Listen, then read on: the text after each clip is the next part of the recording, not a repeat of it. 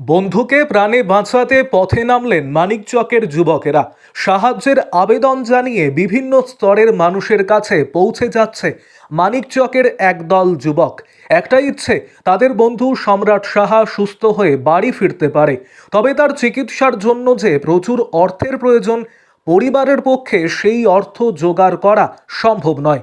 এমন অবস্থায় অসুস্থ যুবকেরা বন্ধুর সাহায্যের জন্য পথে নেমে চাইছেন সাহায্য। মালদার মানিকচক এলাকার বাসিন্দা সম্রাট সাহা, বছর 31-এর এই যুবক চতুর্থ স্টেজে ব্লাড ক্যান্সার ধরা পড়েছে। বর্তমানে এনআরএস হাসপাতালে চিকিৎসাধীন ওই যুবক। চিকিৎসকেরা বোন ম্যারো ট্রান্সপ্লান্টের কথা বলছেন, আর এগুলির জন্য যে প্রচুর অর্থের প্রয়োজন, পরিবারের পক্ষে এত অর্থ জোগাড় করা সাধ্যের বাইরে। আর এমন অবস্থায় উদ্যোগী অসুস্থ যুবকের বন্ধুরা তাকে প্রাণে বাঁচাতে আপ্রাণ চেষ্টা করে চলেছেন একদল যুবক। রাম রহিম এক হয়ে বন্ধুকে বাঁচাতে সাহায্যের আবেদন করছে সর্বস্তরের মানুষের কাছে। কৌটো হাতে মানুষের কাছে পৌঁছে যাচ্ছেন তারা। বন্ধুকে বাঁচাতে যতটা প্রয়াস করা যায় সব রকমভাবে চেষ্টা করছে একদল যুবক।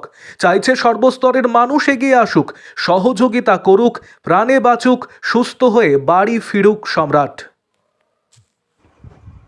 আরও আপডেট থাকতে আমাদের ভিডিও শেয়ার ও ফেসবুক পেজটিকে লাইক করে ফলো করে দিন।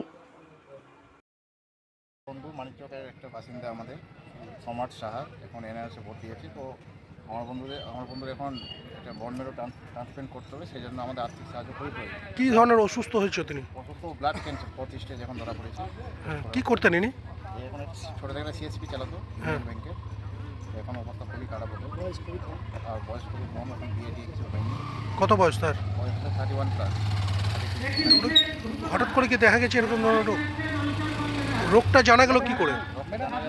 শরীরে যখন জ্বর হয়েছিল, তারপরে ওর বোন ম্যারো টেস্ট হয়েছিল, বোন ম্যারো টেস্ট ধরা পড়েছিল। তাহলে কী চাইছেন আপনারা? এতটা পরিমাণটা হিউজ হয়েছে, 1 লাখ টাকা মোটামুটি ডাক্তার বলেছে যে 8 লাখ টাকা খরচ হবে। আমরা সবাই সহযোগিতা চাইছি, টাকা টাইমে যতটা পারি সবাই যেন সাহায্য যেন করে আমাদেরকে।